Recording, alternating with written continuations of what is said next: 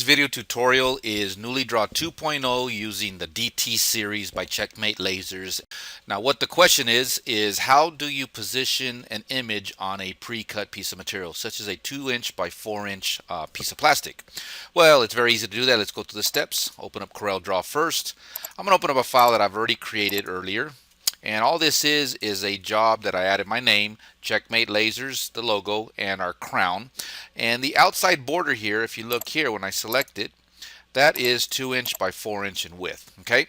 And the idea here is that I want my name and logo and this crown to be centered as it is on this material. Simple enough to do that. Just have to lay out the job as you normally would and then send it to NewlyDRAW, and then in there we'll make the adjustments as needed. Okay, so once a job has been created, go ahead and save it, and let's export this file. So I'm going to save as. I've already given it a name, Checkmate Lasers. Okay, overwrite that. Okay, now that our objects are positioned in the area that we wanted to fit in within that 2" by 4" piece of pre-cut plastic, all we need to do is export this file out. File, export, and we're going to use a file that we used a minute ago. Overwrite that. Stay with the default as usual. Once it's exported, now we can move on to NewlyDRAW. Obviously, we need to launch NewlyDRAW 2.0. And once it's open, we need to bring in the file that we created in CorelDRAW. So file import, select checkmatelasers.dxf, and you always get a simulation here, a preview. Clicking right here will show us what we're importing. Okay, you can see it right here now, but let's zoom in so we can get it close. Look at it and reselect our pick tool.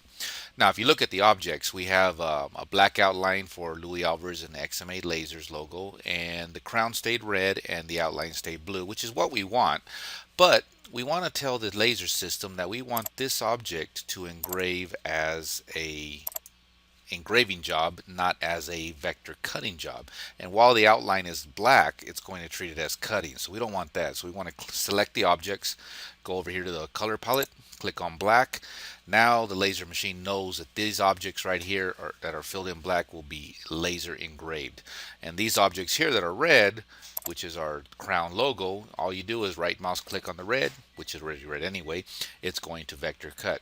And we have our blue here, which is going to do vector cutting as well, but we're going to turn that off because we just want our objects here, Louis Alvarez, Checkmate Lasers, and the crown, to be centered within that outline box, which is 2" by 4".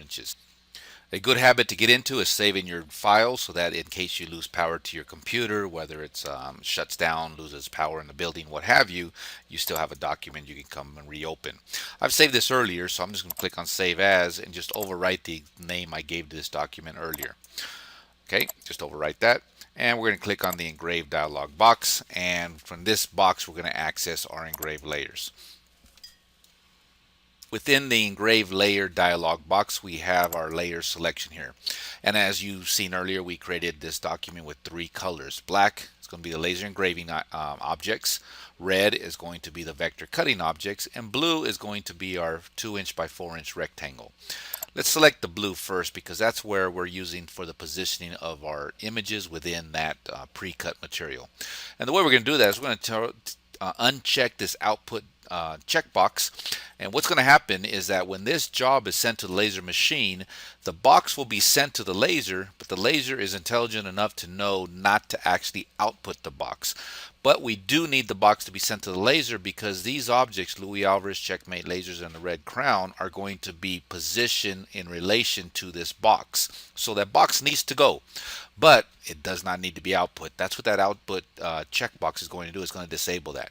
Now once we've done that, we can go ahead and go to our red, assign our speed and power, ignore all the other settings because those are default and those always are just fine and nothing to be changed there. Same with the black, assign your speed and your power, ignore all the other settings, those defaults are just fine. Once you've done that, go ahead and click on OK, and then we're ready to click on Start Engrave. Okay, now that we're in the dialog box to download our job to the laser machine, we first must position the lens assembly to the precise point that we want to start from. As we started off in this tutorial, we have a pre-cut 2 by 4" piece of acrylic. Our rectangle is also 2 by 4". This corner right here is going to match our pre-cut material, meaning you must move your lens assembly to this same corner on the material as we're going to on this job to make sure that they line up properly. There's two ways to do that. One is to click on the unlock button or using the stepper motors.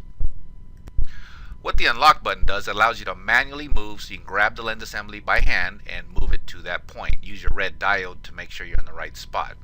If you want to get very precise, you can use these steps right here in the arrows pointing in the direction the lens assembly will move, and you can put in a precise amount of distance in millimeters how far you want to go. So you can get it pretty accurate here, just much faster using the unlock button. Once you've done that, then you can do a move rectangle just to confirm you're in the right location. What that confirmation is going to do is the lens assembly is going to travel around this 2" by 4" outline and show you visually with the red dot pointing on your material if you've positioned it properly and your material is horizontally straight. Once you've confirmed that, then simply press on start and patiently await your product to be completed.